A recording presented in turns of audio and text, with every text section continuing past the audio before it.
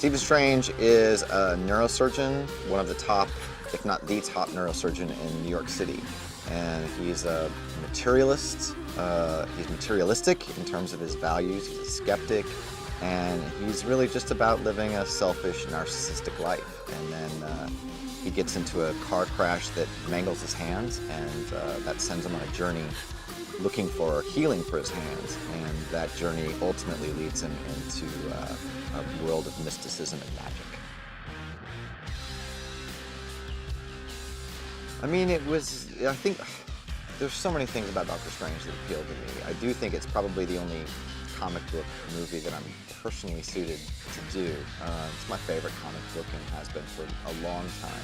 And I grew up reading Marvel comics, and the uniqueness of Doctor Strange was the magic mysticism of it, the visual ambition of the other dimensions, the way they're represented in those early comics by Steve Ditko, and then in later iterations as well. So the presence of the supernatural, in short, is always fascinating to me and interesting to me, because that's not something you often get in comics, at least not comics from that era. But also then the character of Stephen Strange, I just always had a certain identification with it. This character who was sort of lonely and had gone through a gauntlet of suffering, and that suffering resulted in transformation, which was ultimately for the good, for him and for the world. I don't think there's anyone who could have done better in the role than Benedict, and it's for three reasons. Number one, his raw talent as an actor. There are very few actors that can give you as many interesting choices in any given scene as Benedict. He is first-class actor all the way.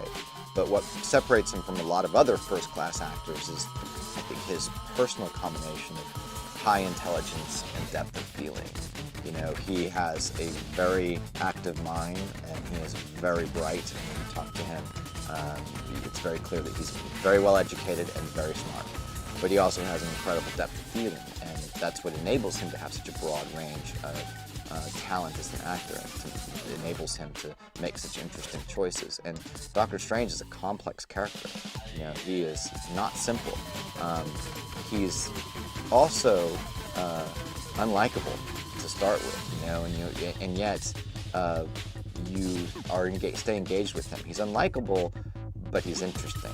And Benedict is good at that kind of character. He can play a character that's not necessarily the most likable or most appealing character, but I don't believe characters have to be likable. They have to be interesting. And Benedict is, I think, very good at playing characters who normally, and if you met them in the real world, would not necessarily be likable, but they're interesting. And therefore you want to watch them, and then as you watch them start to transform, you actually root for them. I mean, I hope that people get a strong sense of both the fresh and the familiar. The familiar being, I want it to feel like a Marvel movie. People have a certain expectation. They pay to go see a Marvel Studios movie. And I think this movie feels like a Marvel Studios movie. It's certainly a good origin story of a Marvel character. But I also want it to feel fresh and new. I think that audiences are ready for Marvel to do some unusual things.